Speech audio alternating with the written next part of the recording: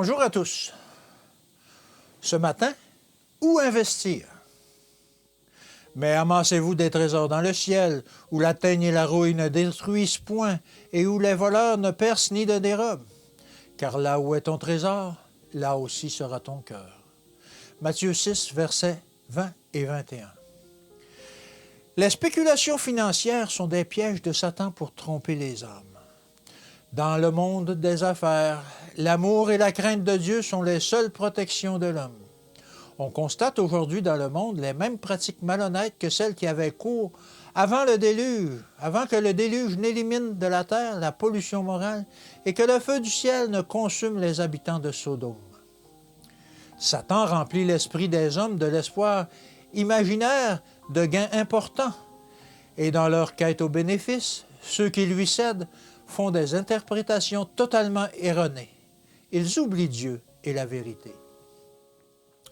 Dieu désire que ses serviteurs évitent les spéculations.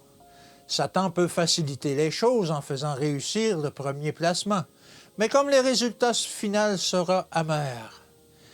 Si le soi-disant chrétien réussit dans sa première spéculation, sa perte est presque certaine.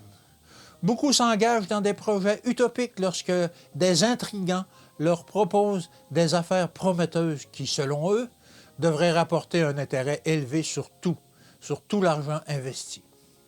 Des hommes de bien sont fascinés et déçus. Au lieu de se lancer dans la spéculation que ceux qui connaissent la vérité trouvent un emploi sûr et honnête, grâce auquel ils pourront gagner leur vie de façon à glorifier Dieu. Ceux qui entretiennent leur envie de spéculer finiront par éteindre la lumière que Dieu leur a donnée pour guider leurs pas. L'argent finalement gagné sera dépensé sans discernement et leur prodigalité les perdra. Ils doivent continuer à gagner rapidement de l'argent pour satisfaire leurs habitudes égoïstes. Le besoin de gagner très vite de l'argent pour en dépenser d'une façon extravagante en entraîne beaucoup dans l'enfer du jeu. Le Seigneur, que la lumière luise devant eux. Telle est la prière que j'adresse à notre Père céleste. La parole de Dieu, étudiée avec attention et dans la prière, maintient l'équilibre des hommes. Cette parole définit clairement la volonté de Dieu. Aucun de ceux qui sondent les paroles avec sincérité ne restera dans les ténèbres, mais on ne peut pas rejeter la lumière de Dieu et y marcher en même temps. Si nous voulons être chrétiens, nous devons l'être totalement.